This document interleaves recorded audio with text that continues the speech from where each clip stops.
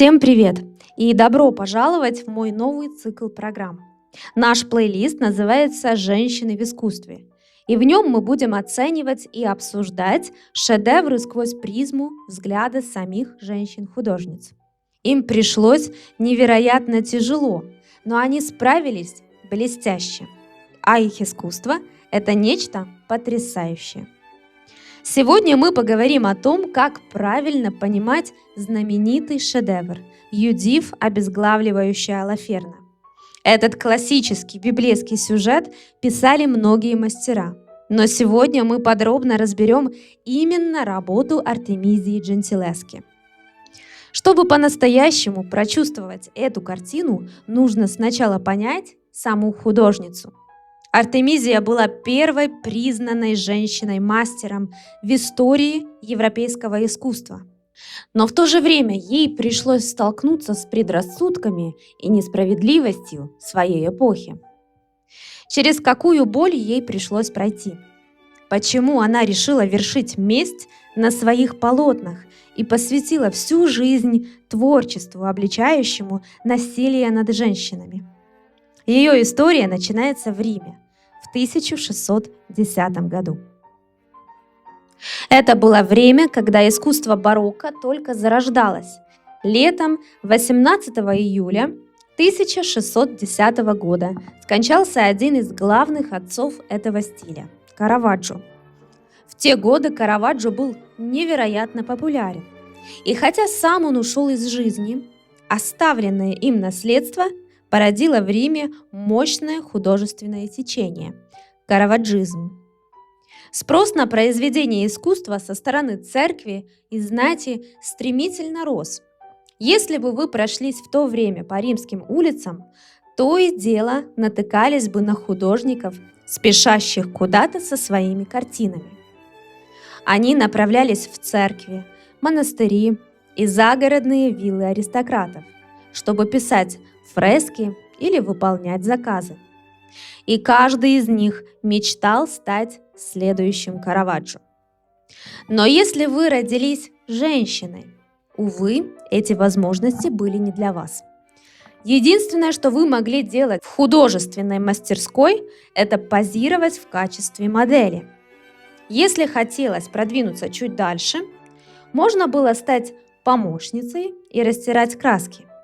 В крайнем случае, вам бы позволялось писать портреты или натюрморты у себя дома. Дело в том, что в ту эпоху женщин не принимали в Академию художеств. Официального запрета не было, просто этого не допускали общественные нормы. А еще мораль строго запрещала женщинам смотреть на обнаженную натуру. А как мы знаем, без изучения анатомии ни о каких великих полотнах не могло быть и речи. Так что заявить о себе и пробиться своими силами для женщины было практически невозможно. Однако одна девушка стала исключением. Это была Артемизия Джентилески. Пока другие девочки учились ткать и вышивать, она обожала проводить время в мастерской своего отца. Училась смешивать краски и подготавливать холсты. Отца Артемизии звали Орацио. Он тоже был художником и писал в манере Караваджо. Заметив у дочери страсть к живописи, Орацио разрешил ей практиковаться в своей мастерской, что по тем временам было редчайшей привилегией. Артемизия оказалась невероятно талантливой и трудолюбивой. Она работала почти каждый день, копируя чужие работы и занимаясь под руководством отца. И она очень скоро начала писать сама. В 17 лет, как раз в 1610 году, она создала свою дебютную картину «Сусанна и старцы». В основе этого сюжета лежит ветхозаветная история о Сусанне, рассказанная в книге пророка Даниила. Однажды, когда юная Сусанна купалась в своем саду, за ней тайно наблюдали двое старейшин. Дальше они стали угрожать ей. Если она не ляжет с ними в постель, они обвинят ее в прелюбодеянии с другим мужчиной. Сусанна решительно им отказала. Тогда старцы действительно ее оклеветали и девушку приговорили к смерти. Но в последний момент вмешался пророк Даниил. Он допросил обвинителей по отдельности. Их показания друг с другом не совпали, ложь раскрылась, и вместо Сусанны были казнены сами старцы. Это очень известный сюжет в истории искусства, к которому обращались многие мастера. Если собрать картины из коллекций крупнейших музеев мира, их наберется от нескольких десятков до сотни. Этот сюжет писали Тинторетто, Рубенс, Рембрандт. Как-нибудь при случае мы посвятим этой теме отдельный выпуск и сравним, как по-разному ее интерпретировали. Я также упоминала эту работу в 5-м эпизоде серии «Как понимать искусство», посвященном композиции. Но сейчас мы вернемся к нашей истории. Художники так часто брали за эту тему, потому что для них она была прекрасной возможностью изобразить человеческое тело и передать сложную гамму моральных переживаний. Здесь было где развернуться. Каждый мастер в зависимости от своего стиля смотрел на эту историю под своим углом. Например, художники-мужчины использовали этот сюжет скорее как благовидный предлог для изображения обнаженной женщины, смещая весь акцент на тело Сусанны. На их картинах Сусанна выглядит либо будто кокетничает и лишь делает вид, что сопротивляется, либо предстает совершенно наивной, невинной и слегка растерянной. Но картина Артемизии совершенно другая. Она четко разграничила домогательства злобных старцев и саму Сусанну. Ее полное боли лицо выражает глубокое отвращение и страх. Она по-настоящему пытается отстраниться от этих двух мерзких стариков. В европейской живописи это был первый случай, когда кто-то показал эту сцену с женской точки зрения. На холсте перед нами реальная сцена сексуального насилия, а вовсе не кокетство или флирт со стариками. Вот насколько сильным оказался дебют Артемизии. Еще раз напомню, что художнице на тот момент было всего 17 лет. Чтобы помочь дочери развивать свой талант, отец нанял для нее учителя по перспективе, художника по имени Агостино Тасси. Тасси действительно был признанным мастером перспективы. Он умел расписывать потолки и стены так, что создавалась иллюзия уходящего вдаль пространства, из-за чего комнаты казались гораздо просторнее, чем на самом деле. Также он превосходно писал пейзажи и морские сюжеты. Его изображения античных руин и береговых линий обладали невероятной экспрессией. У этого Тасси были отличные связи в Риме. Его спонсировал сам Папа Римский. Так что в местной арт-среде он был фигурой заметной. Вот только человеком он был отвратительным.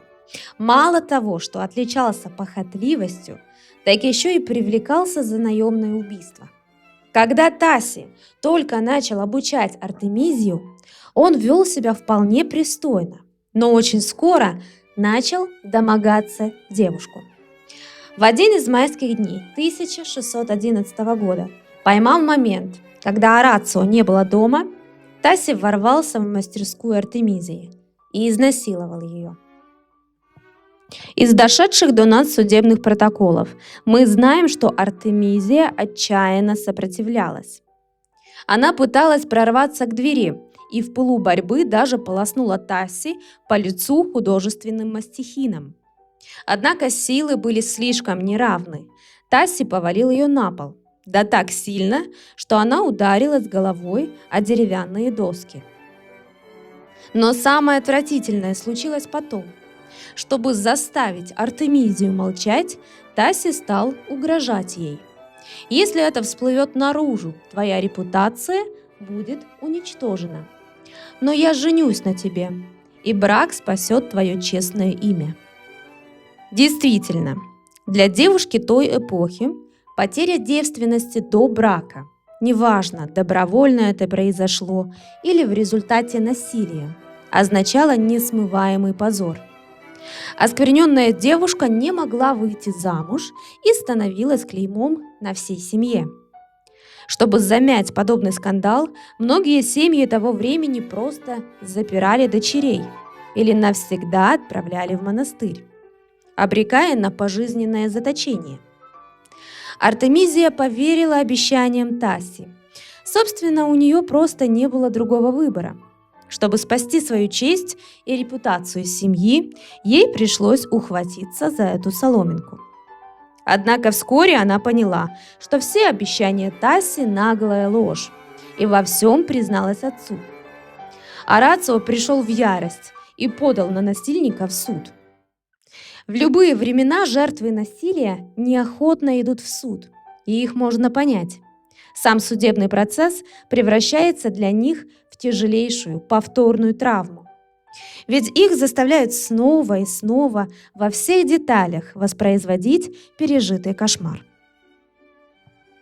Судебные разбирательства начались в мае 1612 года и тянулись до ноября, долгие 7 месяцев.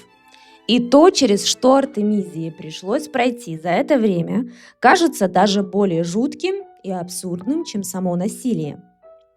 Казалось бы, пострадавшая на суде должна вызывать сочувствие и поддержку.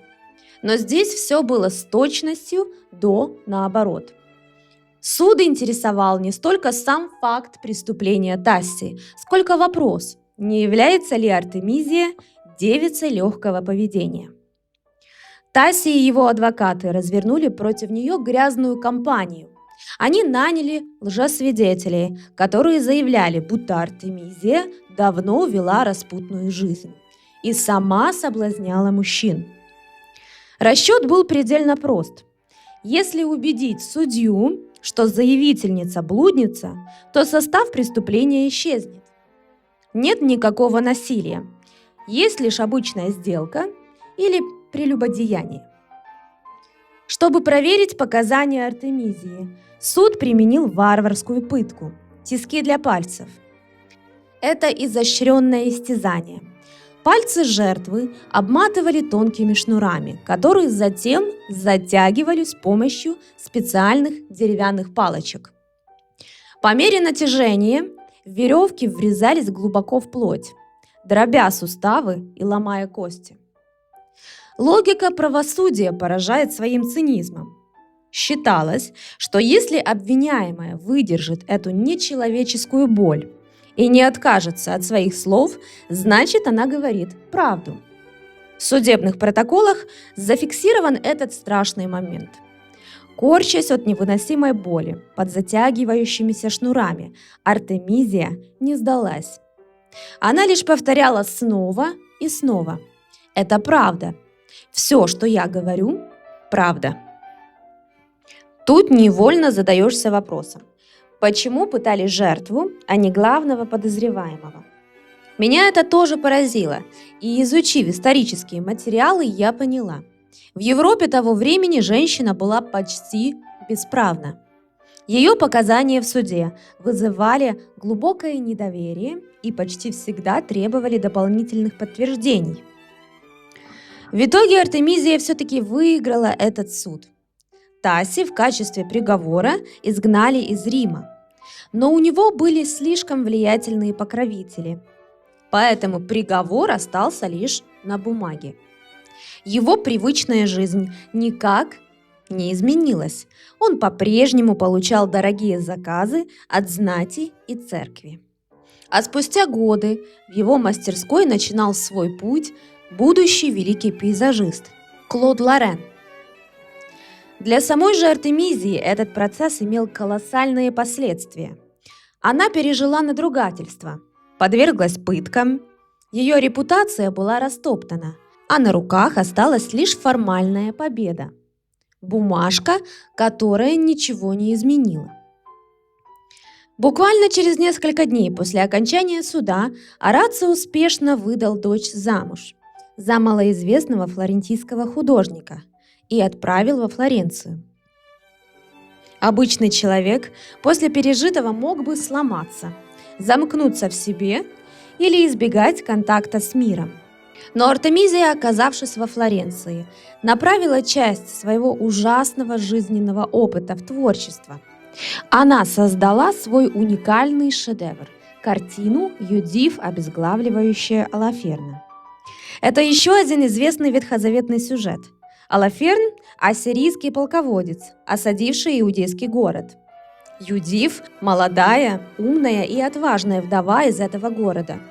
И она решает спасти свой народ. Облачившись в лучшие одежды, она вместе со служанкой отправляется во вражеский лагерь под видом перебежчицы. Олаферн, плененный ее красотой, теряет бдительность и уводит ее к себе в шатер. Ночью, когда полководец засыпает мертвецки пьяным, Юдиф отсекает ему голову. Лишившись полководца, ассирийское войско в панике отступает. Так Юдиф спасает свой город от верной гибели. Поскольку первые версии этой картины появились примерно в те же годы, что и судебный процесс над Артемизией, многие искусствоведы, прежде всего Мэри Гаррард, видят в этой картине самый сильный, искренний и непосредственный выплеск личной травмы художницы. Как будто через этот сюжет Артемизия ассоциировала себя с Юдифью, карающей мечом своего насильника. Этот сюжет невероятно популярен в истории искусств. У него бесчисленное множество интерпретаций. К нему обращались величайшие мастера той эпохи, от Караваджо до Рубенса. Но Артемизия оказалась одной из первых художниц, которая увидела эту историю глазами самой Юдифи. В ее исполнении это уже не просто библейская героиня, а женщина, действующая решительно, хладнокровно и без колебаний. Сюжет полотна довольно понятен. Перед нами три фигуры. Юдиф обеими руками вонзает меч в шею Олаферна, а служанка крепко удерживает его, пока тот отчаянно сопротивляется. Мы видим, насколько плотно скомпонирован кадр. Фигуры буквально упираются в края холста, сверху, снизу и по бокам. Задний план погружен в абсолютную тьму. Глубина пространства сведена к минимуму. Из-за этого кажется, будто выхваченные ярким светом персонажи зажаты в крошечной, тесной комнате. И одновременно с этим они оказываются пугающе близко к зрителю. Какого эффекта этим добивается художница? Когда стоишь рядом с картиной, создается полное ощущение, что ты поневоле становишься свидетелем этого жестокого убийства.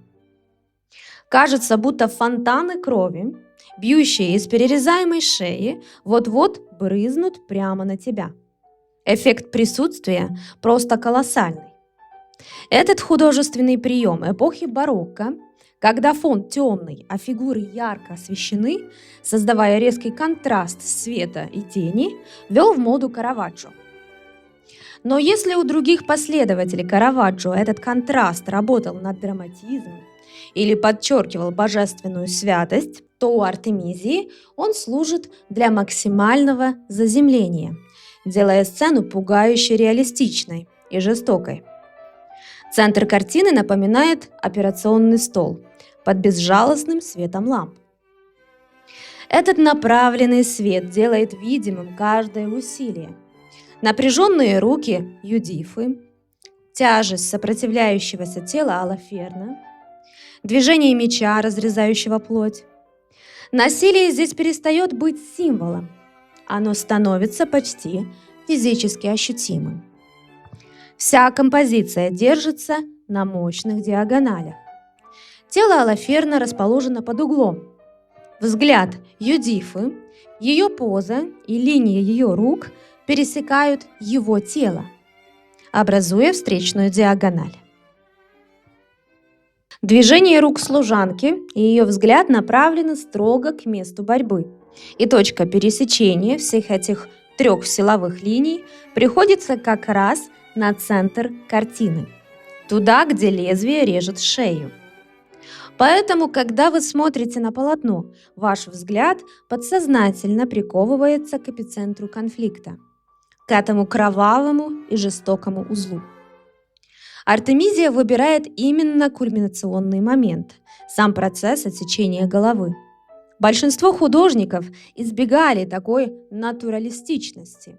Они предпочитали изображать Юдиф уже с отрезанной головой в руках или в момент, когда они со служанкой прячут ее в корзину. Однако Караваджо запечатлел именно процесс казни. И Артемизия, будучи его последовательницей, без сомнения отталкивалась от его шедевра. Давайте сравним эти две работы. На картине Караваджо Юдиф утонченная, хрупкая красавица. Посмотрите на ее позу.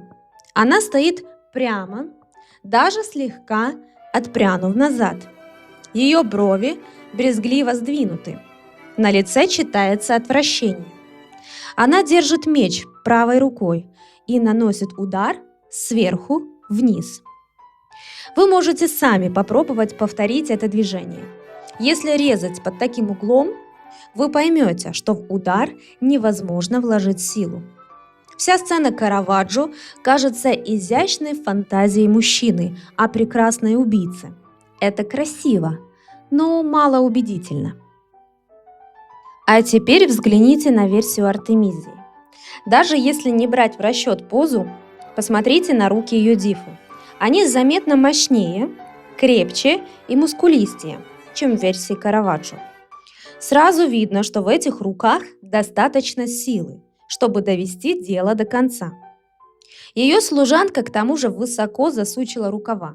Обе женщины сосредоточены и методично выполняют свою страшную работу. Заметили, что тело Юдифы здесь наклонено под углом, но наклонено оно вовсе не из-за брезгливости или страха испачкаться кровью. Присмотритесь к деталям. Синее пятно на простынях – это подол ее платья. И раз подол оказался прямо на матрасе, мы легко можем представить себе ее позу. Она взобралась на ложе и буквально коленом придавила грудь Алаферна. Эта деталь невероятно важна и реалистична. Посмотрите. Левой рукой она намертво вцепилась в волосы Алаферна, а правая рука с мечом уже глубоко ушла в его шею, но голова еще не отделена. Положение ее кисти показывает, что это не мгновенный рубящий удар, как в кино, когда голова отлетает в один миг. Это тяжелый, вязкий процесс. Лезвие встретило сопротивление, и ей приходится прикладывать постоянное, изнурительное усилие, буквально пилить и прорезать плоть. Она тянет меч на себя, к собственному телу.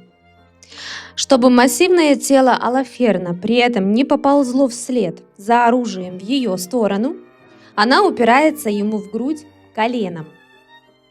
Когда осознаешь эту физику движений, противоборство сил на картине становится пугающе осязаемым и реалистичным. Этот прием позволяет нам физически почувствовать то, что хотела выразить художница.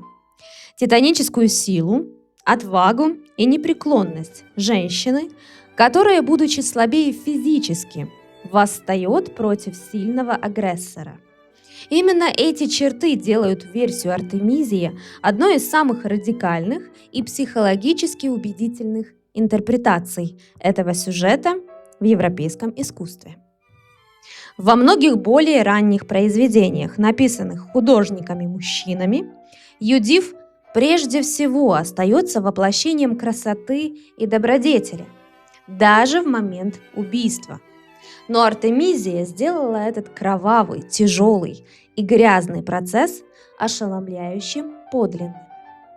По сути, это был один из первых случаев в истории искусства, когда на ситуацию посмотрели женскими глазами, показав женщину за настоящим тяжелым делом. Выражаясь научным языком, Женщина на картине из пассивного объекта мужского созерцания превратилась в активного действующего субъекта. Давайте посмотрим, как изображен обезглавливаемый Алаферн.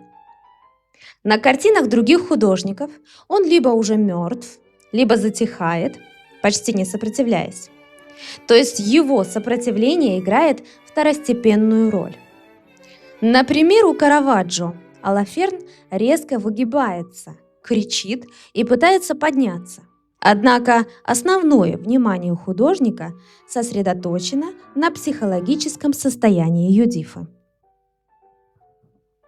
А вот у Артемизии, несмотря на то, что шея перерезана уже наполовину и сознание угасает, Алаферн все еще отчаянно борется на уровне инстинктов. Его правая рука вскинута вверх, он пытается оттолкнуть навалившуюся на него служанку, цепляясь за ускользающую жизнь. Эта деталь до предела сгущает атмосферу напряжения. Образ служанки на этой картине и вовсе стал революционным. Почему?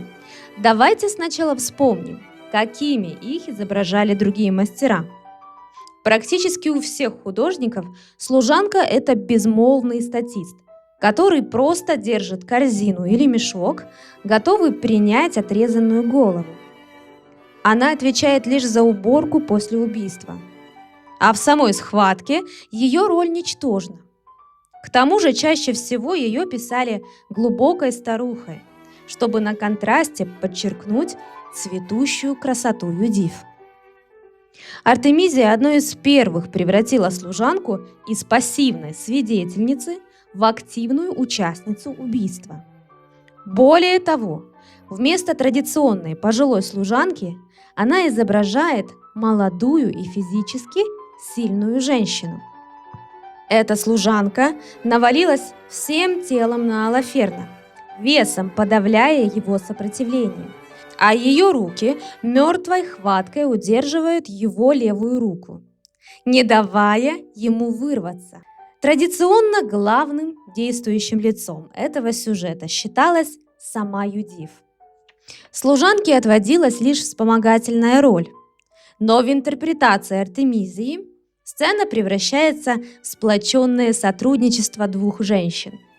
Разница в статусе между госпожой и служанкой стирается, уступая место настоящему женскому альянсу. Таким решением Артемизия манифестирует женскую солидарность, вероятно, помня на собственном опыте о том, как уязвима женщина один на один с мужской силой. Она объединяет двух героинь, чтобы одолеть одного врага. Это выглядит максимально логично и подчеркивает ее глубокое понимание природы этой борьбы. Многие исследователи видят в этом стремление показать силу женщин, действующих сообща в опасных ситуациях.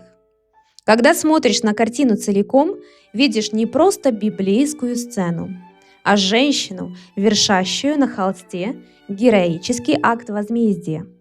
Но сводить это полотно исключительно к личной мести значит недооценивать масштаб личности Артемизии. Картина потрясает не обилием крови, а монолитной решимостью этих двух женщин. В их позах нет ни капли сомнения, страха или слабости. Артемизия показывает женщин не как безмолвных свидетельниц истории, а как тех, кто сам вершит ее ход. Мы сравнивали ее работу только с Караваджо, но поверьте, трудно найти другую интерпретацию этого сюжета, где женщины выглядели бы столь же сильными, решительными и единодушными. Для многих исследователей эта картина стала личным художественным манифестом Артемизии. С этого момента она, исполнившись этой мощной, стихийной женской силы, навсегда и без оглядки оставила прошлое позади. Живопись стала ее оружием. Всю оставшуюся жизнь она делала сильных женщин главными героинями своего искусства, без прикрас, обнажая их силу, ярость и внутреннюю борьбу. В ее картинах женщины вновь и вновь оказываются способными противостоять насилию, несправедливости и судьбе. Неудивительно, что сегодня ее считают одной из самых сильных фигур европейского барокко. Даже свою собственную жизнь Артемизия превратила в сокрушительный ответ ударом судьбы. Переехав во Флоренцию в 1613 году, она не только начала работать над созданием своего шедевра, но и параллельно начала учиться грамоте. Да, вы не ослышались. Все те потрясающие картины, о которых мы говорили ранее, были написаны девушкой, которая не умела написать даже собственного имени. Читать она могла только по слогам, но очень скоро Артемизия освоила грамоту, получила свое признание и стала частью интеллектуального круга Медичи. И именно тогда она начала переписываться с Галилео Галилеем, одним из основоположников современной науки. Мы не знаем, о чем именно они говорили, но исследователи отмечают, что именно во флорентийский период живопись Артемизии становится еще более наблюдательной и точной. Это хорошо видно во второй версии картины «Юдив, обезглавливающая Алаферна», написанной около 1620 года и сегодня хранящейся в галерее Уффици. Рентгеновские исследования показали, что в процессе работы художница неоднократно меняла положение рук, уточняла композицию и перерабатывала детали сцены. Также она добавила скрупулезно прописанную траекторию брызг крови. Ряд исследователей сходится во мнении, что эта точность стала результатом влияния Галилея и духа научной революции. Артемизия начала смотреть на мир глазами исследователя-ученого. Есть еще один важный триумф в достижениях этой художницы. В 1616 году, благодаря своему таланту и упорству, она была принята во Флорентийскую академию рисунка. Это был не просто почетный титул. Членство в академии означало официальное признание ее профессиональным художником. Отныне она могла самостоятельно заключать контракты, получать престижные заказы и работать под собственным именем. Привилегия, которая для женщины начала 17 века была почти немыслимой. Теперь она могла больше не зависеть ни от одного мужчины, будь то ее отец или муж. Впоследствии она действительно стала востребованным профессиональным художником и добилась невероятного признания. Ее картины пополнили коллекции европейской знати и королевских династий, что разрушило многовековую мужскую монополию на рынке искусства. Ее талант ценили настолько высоко, что Микеланджело Буонаротти-младший, наследник великого Микеланджело, пригласил Артемизию участвовать в оформлении знаменитого дома Буонаротти. За свою работу она получила один из самых высоких гонораров проекта. Если Флоренция принесла ей славу, то Неаполь – финансовую независимость и возможность работать с по-настоящему крупными заказами. Она переехала туда в возрасте 37 лет и открыла большую мастерскую, в которой принимала заказы со всей Европы. Она наняла художников-мужчин себе в помощники. Как и многие крупные мастера эпохи, Артемизия поручала помощникам второстепенные детали – архитектуру, пейзаж или драпировки. Но лица и руки главных персонажей она почти всегда писала сама. Напоследок она ставила свою фирменную подпись, и только тогда работа сдавалась заказчику. Позже Артемизию пригласил в Лондон сам английский король Карл I. Там она работала при дворе вместе со своим отцом Орацио Джентилески, а после его смерти еще некоторое время оставалась в Англии. Вернувшись в Неаполь, Артемизия продолжала получать заказы от крупнейших европейских коллекционеров. В письмах одному из своих главных покровителей, сицилийскому аристократу Антонио Руффо, она оставила слова, ставшие символом ее характера. «Я покажу вашей светлости, на что способна женщина». А в другом письме добавила: «Вы убедитесь, что в душе женщины живет дух самого Цезаря». Эти слова показывают, что к тому моменту Артемизия полностью преодолела навязанное эпохой чувство собственной неполноценности. Она больше не считала себя слабее мужчин.